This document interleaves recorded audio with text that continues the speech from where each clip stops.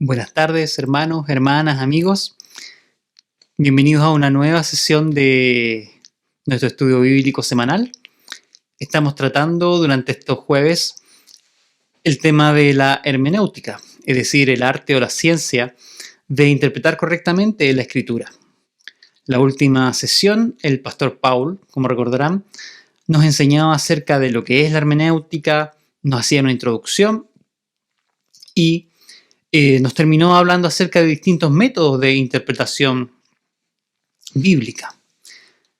Y antes de entrar al tema propiamente tal de las reglas, la manera de interpretar la escritura, durante esta sesión queremos revisar someramente algunas escuelas de interpretación que surgieron después de la Reforma Protestante y que se apartaron de los principios de interpretación usados por los reformadores.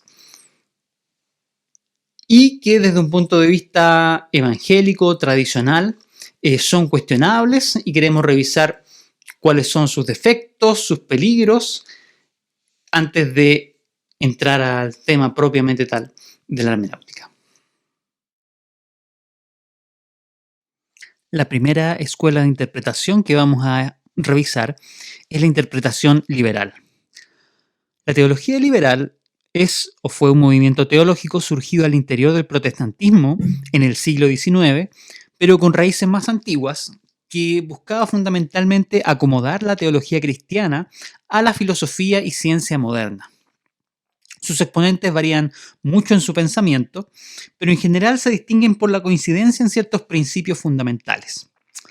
Estos son la libertad de pensamiento y acción, lo que equivale a la eliminación de toda traba impuesta por los prejuicios o convencionalismos tradicionales. Para ello es sumamente importante la libertad de pensamiento, de modo que rechazan la tradición, rechazan las enseñanzas tradicionales o la teología tradicional y piensan que el investigador debe tener completa libertad para realizar su tarea teológica, para desarrollar su pensamiento. Como consecuencia de este principio, un segundo principio sería una actitud de gran reserva o franca hostilidad hacia cualquier forma de coerción o autoridad externa. En tercer lugar, afirman la autonomía y supremacía de la razón.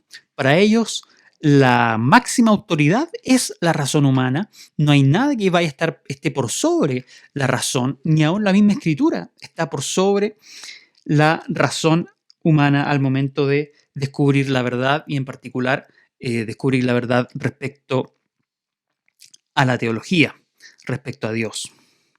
En tercer lugar, y relacionado con esto, es la exaltación del hombre como centro del pensamiento y de la experiencia religiosa. Para los liberales, entonces, la teología ya no se trata de descubrir la verdad acerca de Dios o comprender la escritura, sino que fundamentalmente comprender al ser humano. El ser humano y su experiencia religiosa, su experiencia espiritual es el centro y es el objeto de estudio de la teología como disciplina. Luego podemos hablar de una adaptación de la teología, ya sea a la filosofía o a las ciencias naturales e históricas. El principio o la idea es que la teología debe no solamente interactuar o tomar en cuenta la filosofía o la ciencia, sino que debe adaptarse. En cualquier punto o momento en que haya un aparente conflicto entre la teología y entre la filosofía o la ciencia, es la teología la que debe ceder, es la teología la que debe adaptarse y someterse a los dictados de la filosofía o de la ciencia.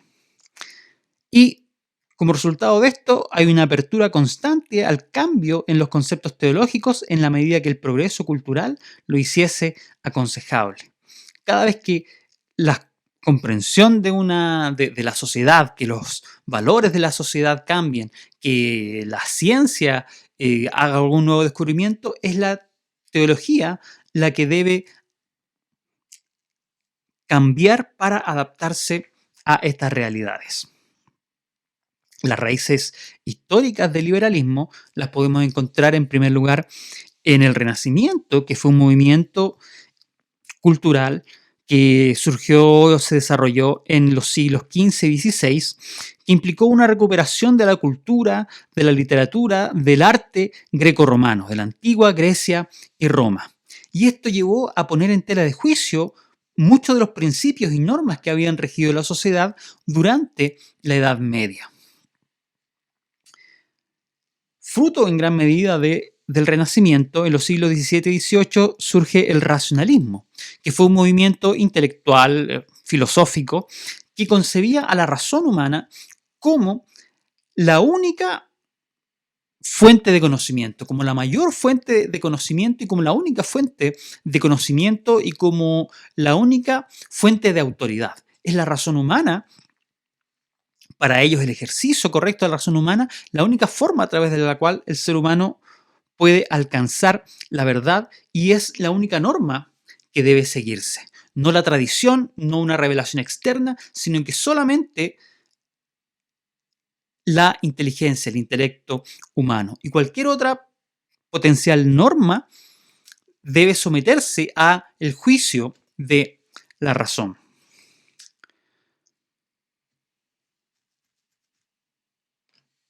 Al periodo racionalista sigue el romanticismo durante el siglo XIX, en gran medida como reacción a el énfasis del racionalismo, y este periodo ha sido definido como un retorno apasionado a los instintos naturales, a la vida, a la libertad, la predilección individual, a la espontaneidad de la imaginación creadora, nos dice José María Martínez. Y como resultado de este énfasis en la individualidad y en el valor de la experiencia, fue el nacimiento de un relativismo histórico que influyó poderosamente en la hermenéutica bíblica. La idea de que la experiencia humana en cada momento histórico cambia, varía, llevó a que hubiera un relativismo al momento de interpretar la escritura, ya que la experiencia de los autores bíblicos es distinta de la experiencia del ser humano hoy día. No podemos esperar que lo que los autores bíblicos escribieron tenga la misma autoridad o el mismo significado para los seres humanos hoy día. Algunos o un par de los exponentes de la teología liberal, para que podamos tener una idea de qué es lo que propugnaban, fue, por ejemplo, Friedrich Schleiermacher, que nació en 1768 y murió en 1834. Fue un teólogo alemán que es considerado el padre de la teología liberal. Schleiermacher reconoce que el hombre no existe por sí mismo, lo que produce en él un sentimiento o un sentido de dependencia absoluta. El ser humano, en último término, depende absolutamente de Dios para él. Y este sentimiento no es solo el origen de toda religión, sino que es el único plano en el cual las concepciones religiosas pueden tener validez. Schleiermacher entonces decía que el ser humano depende de Dios y que debe reconocer esta dependencia. Pero él considera que esta experiencia de tener este sentido de dependencia de Dios es finalmente la única fuente de las concepciones religiosas y teológicas. No una revelación sobrenatural de parte de Dios, sino solamente esta experiencia espiritual de los seres humanos es el objeto de estudio y el propósito del trabajo del estudio teológico y de la interpretación de la Escritura. Para él, todas las doctrinas debieran ser expresión o son expresión de lo que acontece en el alma del creyente. Son descripciones de estados humanos. Y únicamente en los estados del alma se puede partir en busca de la verdad y llegar a ser conscientes de Dios. Es decir, todas las doctrinas no son una revelación sobrenatural de parte de Dios, no es una comunicación de información acerca de quién es Dios o de lo que Dios piensa, sino que son expresiones de la experiencia humana, de la dependencia de Dios. ¿Y cómo ve él a Jesucristo? Ve aquella persona en la cual esta conciencia de dependencia de Dios alcanzó su punto culminante, de modo superlativo y prototípico. Como consecuencia de estas presuposiciones, Schleiermacher niega la doctrina de la inspiración de la Biblia, así como la validez permanente del Antiguo Testamento. Porque la Biblia no ha sido inspirada por Dios, sino que es el registro de las experiencias espirituales de muchas personas a lo largo del tiempo. Destaca excesivamente la distinción de las partes esenciales y las partes no esenciales de la Escritura y considera que la Biblia debe ser interpretada como cualquier otro libro siguiendo los principios de la ciencia crítica. Y la interpretación solo alcanza un grado de madurez cuando trasciende el plano del mero significado de las palabras para llevar a su significación, es decir, a su valor de aplicación para el lector de cualquier época y lugar. Y el método gramático histórico, que es el que procuramos enseñar en estas lecciones, es insuficiente para llegar a la profundidad de un texto, la cual únicamente se alcanza mediante la interpretación técnica o psicológica. Para Schleiermacher, entonces, la enseñanza doctrinal y moral de la Escritura está condicionada por factores culturales e históricos, y por lo tanto puede estar equivocada.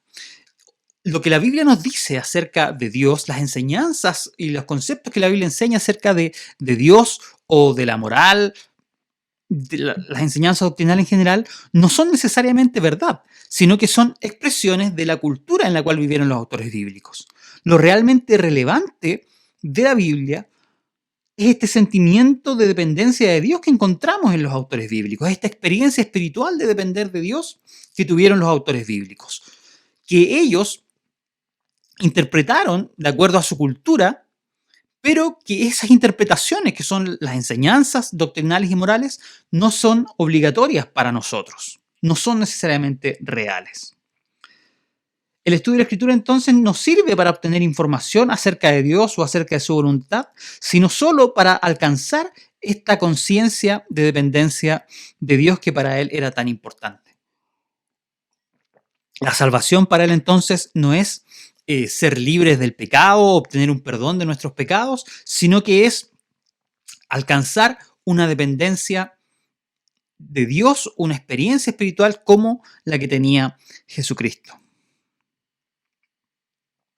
Otro exponente de la teología liberal fue Albrecht Ritschl, que nació en 1822 y murió en 1889.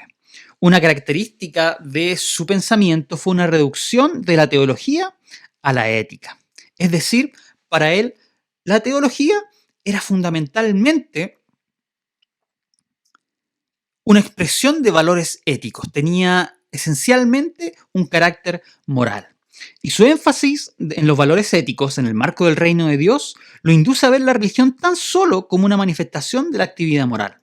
Y el reino de Dios es despojado de su trascendencia escatológica para convertirse en una realidad presente, meramente mundana, en el seno de la sociedad civil. Él entiende la revelación bíblica o el mensaje de la Biblia solamente como un mensaje ético, acerca de cómo la gente debe comportarse con unos a otros, cómo deben amarse unos a otros. Y el reino de Dios ya no es producto de la intervención sobrenatural de Dios, sino que es algo que los seres humanos debemos buscar conseguir a través de mejorar nuestra propia sociedad. El reino de Dios es simplemente entonces una sociedad mejor, regida por mejores valores morales, y el propósito de la iglesia y de los cristianos debe ser solamente luchar por mejorar nuestra sociedad conforme a los valores éticos que enseña la Escritura. Para él, en cuanto al concepto del pecado que tiene, él excluye toda idea del pecado original y admite la posibilidad de vida sin pecado. Él niega entonces que haya una corrupción esencial en el ser humano y que por lo tanto por eso necesite de la ayuda de Dios para poder ser salvo, o de la gracia de Dios para ser salvo, sino que en principio podrían haber una vida sin pecado, una persona que por sus propias capacidades pudiese vivir una vida moralmente perfecta. Él rechaza todo concepto penal de la justicia de Dios, ya que considera que es inconcebible que un Dios de amor pueda castigar a los pecadores. Dios para él entonces no castiga a los pecadores, no hay un juicio respecto del pecado. Y en consecuencia de todo esto lo lleva a reinterpretar la obra de Cristo, Ritschl ve en la muerte de Cristo no un acto de propiciación por el pecado, sino un acto de lealtad suprema a su vocación. El propósito de Jesús era elevar a los hombres al mismo grado de conciencia de filiación divina que él había alcanzado, lo que les permitiría vivir vidas de amor en la comunidad por él fundada. O sea, el propósito de Jesús no era morir para obtener el perdón de los pecados, sino que ayudar a los seres humanos a que se dieran cuenta de que eran hijos de Dios tal como Él era hijo de Dios, que tuvieran esa misma experiencia de ser hijos de Dios, y eso les iba a permitir vivir una vida de amor que consecuentemente les iba a llevar a poder mejorar la sociedad en la que vivían. Esto implícitamente conlleva un rechazo de la deidad de Cristo, porque básicamente cualquier ser humano podría llegar a ser como Jesús, podría llegar a tener la misma conciencia de ser hijo de Dios como lo era Jesucristo. En resumen, de las características del liberalismo entonces, podemos decir que la autoridad tradicional de la escritura no solo es puesta en tela de juicio, sino que es rechazada de plano. Ya no se considera la escritura como la máxima autoridad, sino como una fuente importante, pero que sin embargo está sometida a el juicio de la razón humana y al juicio de la ciencia, la filosofía, etc. Se rechaza toda forma de inspiración genuina de la Biblia, ya que cualquiera de ellas implica un elemento sobrenatural. La Biblia no es inspirada por Dios producto de un proceso sobrenatural, sino que es, en el mejor de los casos, un registro de la experiencia espiritual, la reflexión religiosa de personas sabias que nos han legado su conocimiento y su experiencia. Se descartan los milagros y las predicciones proféticas. Todo aspecto sobrenatural es rechazado y considerado, en el mejor de los casos, como un mito o una leyenda que puede tener algún valor espiritual, pero se rechaza la existencia de lo sobrenatural y de los milagros. La revelación queda reducida a una simple capacidad del hombre para descubrir las verdades de tipo religioso. Los escritos de los autores bíblicos deben ser sometidos, por tanto, siempre que convenga al principio de acomodación. Es decir, siempre debemos buscar acomodar los escritos bíblicos, las enseñanzas bíblicas, a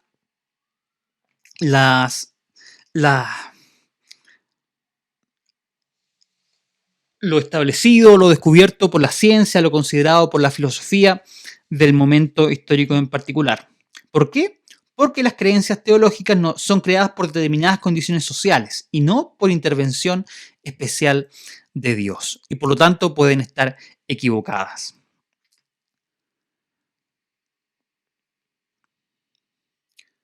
Un segundo método o escuela de interpretación que queremos revisar es el método histórico crítico. Y este método lo que busca es investigar los escritos del Antiguo y Nuevo Testamento como cualquier otro documento histórico. Su finalidad entonces es descubrir el sentido de los textos bíblicos dentro del contexto de la historia de Israel, en el caso del Antiguo Testamento, o de la primera tradición cristiana en el del Nuevo Testamento. En cualquier caso, se trata de llegar a la interpretación aplicando científicamente las mejores técnicas de la ciencia histórica.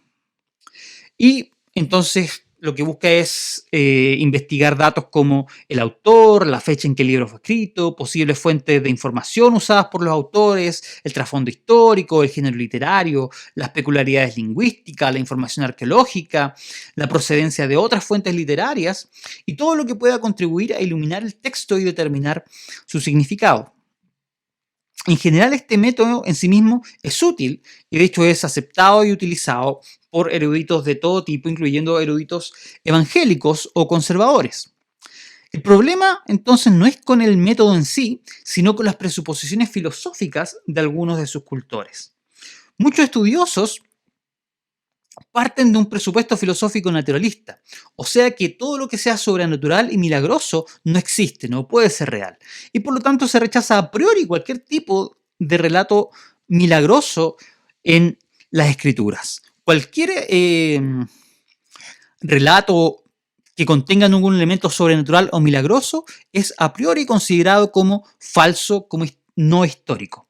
Y esto lleva entonces a adoptar una hermenéutica de la sospecha, es decir, a asumir la falsedad de los hechos narrados en la escritura a menos que pueda demostrarse su autenticidad. Ya que la escritura contiene relatos de milagros, de partida a priori no podemos confiar en ella y debemos asumir que lo que enseña es falso a menos que se pueda demostrar que es correcto. Es culpable a menos que se demuestre su inocencia. Uno de los primeros, o quizás el primer ejemplo de esta forma de entender la escritura fue el filósofo alemán Hermann Reimarus, que nació en 1694 y falleció en 1768, en una obra denominada Apología de los Adoradores Racionales de Dios, que fue publicado póstumamente, dado que él nunca se atrevió a publicarlo en vida, por lo polémico de su pensamiento. Él sostiene ahí que Jesús no fue un Mesías trascendente, sino solamente un predicador que anunciaba algo que los judíos esperaban, la cercanía de la llegada del reino de Dios, que según él Jesús entendía como el final del dominio romano en Judea. Entonces Jesús sería más bien un profeta político proveniente de la casa de David, pero que fracasó como predicador, ya que no arrastró al pueblo de Israel. Los discípulos enviados a predicar no atrajeron a todos ni lograron el apoyo masivo que esperaban tras la entrada de Jesús en Jerusalén. Y según él, tras la sorpresa de la muerte de su maestro y la paulatina desesperanza por el cumplimiento de la promesa de su pronto regreso, la reacción de los discípulos consistió en construir una segunda idea del reino de Dios, o sea, una salvación que no es algo mundano, no es algo terrenal, sino que está ligado a la muerte y a la resurrección de Jesús y a la idea apocalíptica de que hay que esperar su retorno, que implicará el final de los tiempos y la verdadera instauración del reino de Dios. Y los discípulos se apoyan en esta segunda idea para inventar, según Reimarus, la idea de la resurrección, y así poder seguir reclutando fieles que se les unirían bajo la esperanza de una segunda venida. Y según Reimarus, entonces, los discípulos habrían ocultado el cuerpo de Jesús y habrían esperado 50 días para comenzar a comunicar el milagro. Es decir, habrían ocultado el cuerpo de Jesús para hacer creer a los demás que Jesús en realidad había resucitado. Un ejemplo moderno de esta forma de pensamiento la encontramos en el llamado Jesus Seminar o Seminario de Jesús. Este fue un proyecto fundado en 1985 por el erudito bíblico Robert Funk, que fue un grupo de 50 eruditos bíblicos y alrededor de 100 legos en la materia, que tenían por propósito descubrir los hechos históricos auténticos acerca de Jesús. Llegaron, después de años de trabajo, a la conclusión que al menos el 82% de las palabras atribuidas a Jesús en los evangelios no fueron en realidad dichas por él. En su obra, en la obra publicada del Jesus Seminar, hacen explícitas cuáles son sus presuposiciones, las presuposiciones de las cuales parten. Y una de ellas, por ejemplo, es que el Jesús histórico debe ser distinguido del Jesús que presentan los evangelios. Es decir, el Jesús de la historia no es el Jesús que presentan los evangelios. Ojo, esta no es la conclusión a la que llegan, es la presuposición de la que parten. Parten asumiendo que el Jesús de la historia no puede ser aquel que presentan los evangelios. Otra presuposición de la que parten es que la carga de la prueba está contra la historicidad de los evangelios. Es decir, debemos asumir que los evangelios lo que dicen es falso a menos que tengamos buenas razones que podamos demostrar que son verdaderas. A modo de evaluación de este método, podemos decir que, como ya mencionamos anterioridad, el método es en sí válido y útil y ha sido de gran ayuda para comprender mejor el contexto y el mensaje de las Escrituras. Y de hecho, hay eruditos evangélicos de mucho prestigio que utilizan esta forma de estudiar la Escritura. El problema surge cuando los autores parten presuponiendo que lo sobrenatural y lo milagroso no puede ser histórico, y que las escrituras son culpables hasta que se demuestre lo contrario. Cuando una actitud verdaderamente científica, verdaderamente racional, debiera procurar al menos ser neutral, partir sin ninguna presuposición respecto de la verdad o falsedad de la escritura o de la verdad o falsedad de lo milagroso y lo sobrenatural y dejarse guiar solamente por la evidencia. Un segundo problema con este método, problema entre comillas quizás, es su insuficiencia. Nos entrega muchos elementos útiles para comprender mejor la escritura, pero es insuficiente para en realidad llevarnos a comprenderla completamente. Necesitamos ir más allá para poder comprender su mensaje y para poder experimentar que Dios nos habla por medio de ella. Sí, nos ayuda mucho, nos entrega muchas herramientas útiles, pero por sí mismo es insuficiente para permitirnos escuchar la voz de Dios, descubrir y entender la Escritura no como un mero documento histórico, sino como la palabra de Dios. Y a causa, en gran medida, de esta insuficiencia, surge la tercera escuela de interpretación que queremos someramente resumir o evaluar en esta clase, que es el método teológico existencial. Este surge a principios del siglo XX y representa a diversos autores, diversos pensadores con ideas muy distintas entre sí, pero que coincidían en la insatisfacción con las limitaciones del método histórico crístico y del liberalismo que había reinado durante el siglo XIX. Y buscaban, por tanto, situar nuevamente la escritura fuera y por encima del predominio del método histórico crítico, devolviendo a la teología el lugar que le corresponde. Y por esta razón es que a este movimiento se le dio el nombre de la neo-ortodoxia, o sea, una nueva ortodoxia, un intento de regresar a las enseñanzas ortodoxas tradicionales de la escritura.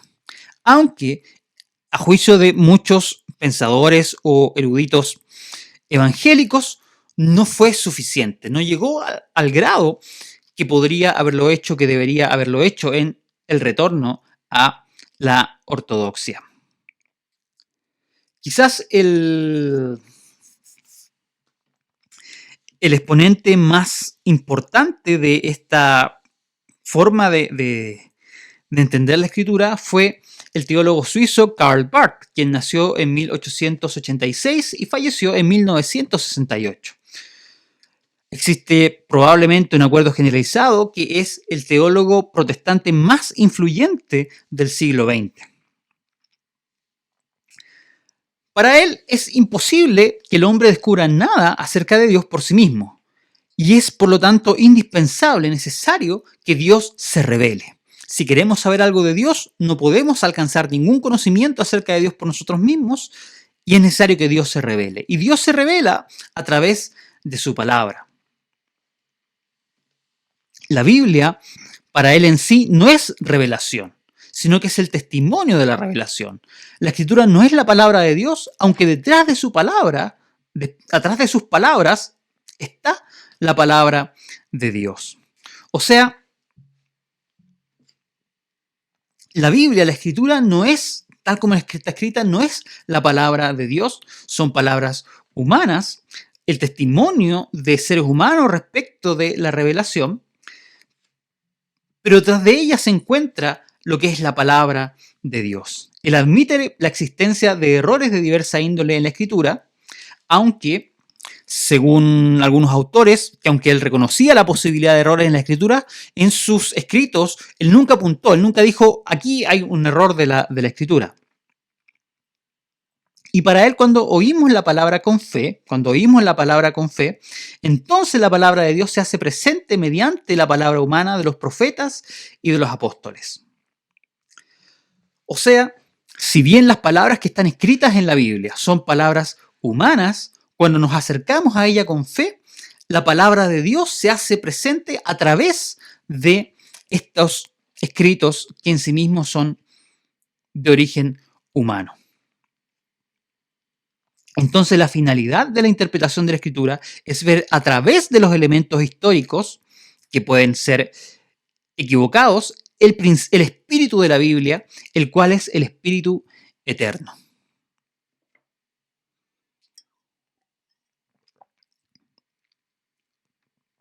Y hay dos principios con respecto a la interpretación de la Escritura, hay dos principios fundamentales que propone. En primer lugar, un principio cristológico. Para él, Jesucristo es la palabra de Dios al hombre. Y la aplicación de este principio en la neortodoxia supedita el valor de cualquier texto bíblico en su calidad testimonial respecto a Cristo. Y lo que no está en armonía con Jesucristo no es válido. Jesucristo es el centro de la Escritura, es la palabra de Dios por excelencia, y por lo tanto, todos los textos bíblicos deben entenderse en relación con Jesús. Deben interpretarse a la luz de la persona y de la revelación de Dios a través de Jesucristo. Y un segundo principio es el principio de la totalidad. Por lo tanto, ninguna doctrina debe ser aceptada como realmente bíblica por el hecho de que pueda apoyarse en uno o varios textos sueltos de la Biblia. Una doctrina solo merece reconocimiento cuando encaja en la perspectiva global de la Escritura. Estos dos principios en general es evidente que son sanos, que son válidos a la hora de interpretar la Escritura, de leerla a la luz de Jesucristo. El mismo Señor le dijo a los fariseos, a los escribas de su tiempo, escudriñen las Escrituras ya que ellas dan testimonio de mí, y no leer o no fundar doctrinas sobre textos aislados de la Biblia, sino que comprenderla dentro de su contexto general. Sin embargo, la aplicación de estos principios no necesariamente es correcta. No lo es, por ejemplo, cuando se devalúan determinadas partes de la Escritura o se le niega el carácter de inspirada parte de la Escritura, cuando la misma Escritura afirma ser inspirada por Dios. Cuando, por ejemplo, es muy fácil, sobre la base de estos principios, excluir parte de la Escritura, excluir enseñanzas bíblicas diciendo no me parece que esto encaje con Jesucristo, o no me parece que lo que claramente está enseñando un pasaje bíblico calce con el resto de la Escritura. Hay un gran riesgo de subjetividad en este sentido. Ahora bien, Karl Barth hizo un gran aporte en el sentido que mucha gente, muchas personas testifican haber encontrado una realidad más profunda de Dios, haberse encontrado con Dios, haber salido de la teología liberal a causa de su obra, pero desde un punto de vista evangélico aún no fue lo suficientemente lejos en su alejarse del liberalismo. Y hay elementos que hemos conversado que son cuestionables de su pensamiento y de su trabajo. Otro representante muy importante de esta escuela existencial fue Rudolf Bultmann, que nació en 1884 y murió en 1976. Para Bultmann, el verdadero objeto del Nuevo Testamento, al que le dedica su atención preferente, es la comunicación de la palabra de Dios. Y él parte de un principio crítico. Es decir, que los conceptos del Nuevo Testamento, así como su forma de expresión, han de ser determinados científicamente mediante el estudio del fondo lingüístico, histórico, social, cultural, religioso que subyace a cada texto, lo que permite discernir los diferentes elementos que contribuyen a moldear el pensamiento de los escritores bíblicos. Él afirma entonces el método histórico-crítico del que hablábamos antes. Le da mucha mayor importancia, por ejemplo, que la que le daba Barth.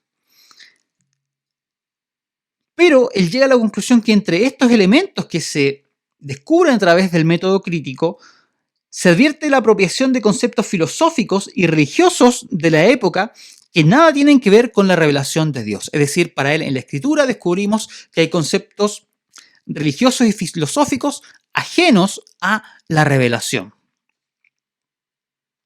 Y el método que él propugna, que no fue inventado por él, pero que él lo recibe y lo populariza tremendamente, es el llamado historia de las formas o crítica de las formas, o en alemán Formgeschichte, que tiene por objeto clasificar los libros de la Biblia y sus partes según su género literario y analizar las unidades de su material de acuerdo con la forma que tomaron durante el periodo preliterario de la tradición oral.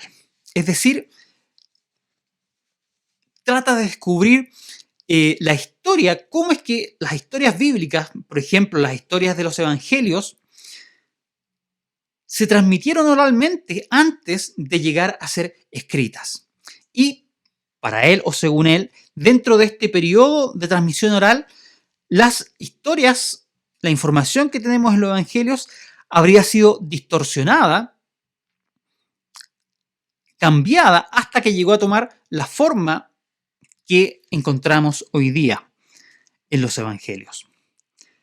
Si bien este puede ser un método útil, algunos autores opinan que, y entre ellos Bultmann, han sido hipercríticos en su análisis de las formas, negando la credibilidad histórica a múltiples narraciones bíblicas que son incluidas en la categoría de leyenda o del mito. El propio Bultmann llegó a decir que la mayor parte de lo que los evangelios dicen acerca de Jesús no es histórico, no es real. En algún momento dijo, y es famosa su afirmación, de que todo lo que sabemos acerca de Jesús de Nazaret, históricamente, ciertamente, podría caber en una hoja de papel solamente. Él hace una distinción entonces entre lo que el Nuevo Testamento dice y lo que el Nuevo Testamento enseña. Y esto, lo que el Nuevo Testamento realmente enseña, debe ser decidido por el juicio valorativo del intérprete en conformidad con principios filosóficos más que bíblico-teológicos. Es decir, el Nuevo Testamento puede decir algo, podemos leer lo que dice, sin embargo, la literalidad de lo que dice no es realmente necesariamente su enseñanza. Debemos discernir cuál es la enseñanza del Nuevo Testamento, más allá de lo que está escrito literalmente, y eso se decide en base a principios filosóficos. Es muy importante para él el principio existencial. Bajo la preocupación de que una interpretación existencial del Nuevo Testamento, Bultmann hace resaltar la distinción y el contraste radical entre la historia objetiva del pasado y la historia con significación para el presente. Es decir, qué es lo que sucedió realmente en el pasado y el significado que estos hechos tienen para el presente. Y esta última es la que es realmente importante. Lo que debe captar nuestro interés como fundamento de la fe no es el hecho histórico en sí, ya perdido en el pasado, sino su significado de valor permanente. O sea, no importa realmente lo que ocurrió en el pasado. Por eso, aunque para él los evangelios no nos transmiten información histórica fidedigna acerca de Jesús, eso en realidad no importa. Porque aunque históricamente no sean ciertos, nos transmiten valores importantes. Tienen un mensaje espiritual que es lo verdaderamente importante. Si Jesús hizo o no hizo lo que hizo los evangelios, si Jesús dijo o no dijo lo que dicen los evangelios, en realidad no importa. Lo que es importante es que los evangelios tienen un mensaje que es significativo para nosotros el día de hoy.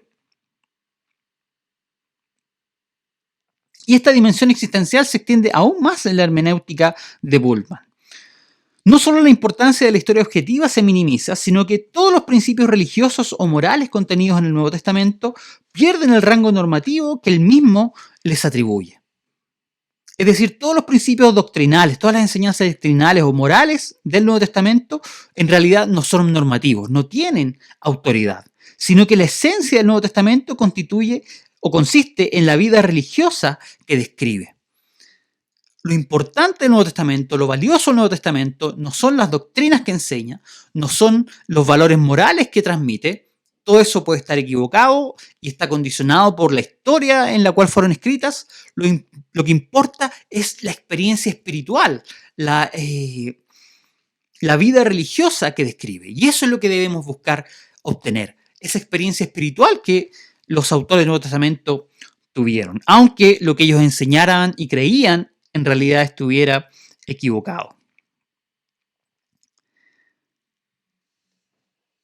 ¿Cuál es el problema de esta forma de ver las cosas? Es que si dejamos de lado lo que la Escritura efectivamente dice en busca de un supuesto verdadero significado más allá de las palabras, es sumamente fácil proyectar sobre ella nuestras propias ideas preconcebidas.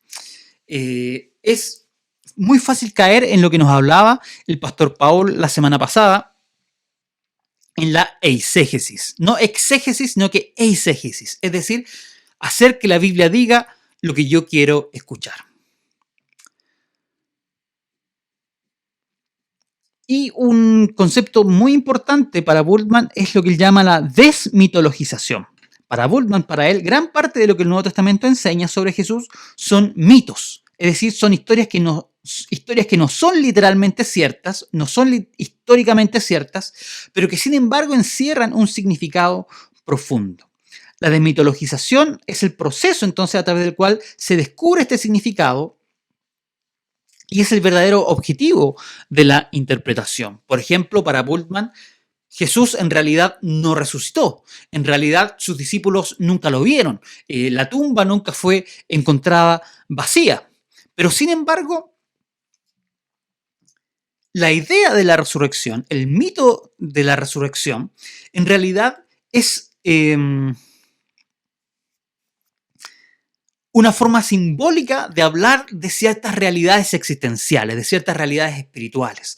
Los discípulos tenían un mensaje existencial importante que transmitir y como carecían en su tal vez su ignorancia, en lo primitivo que eran, carecían del lenguaje para poder expresarlo, lo expresaron a través de la idea de la resurrección. Pero ellos en realidad nunca creyeron que Jesús hubiese resucitado. Era un lenguaje simbólico para él.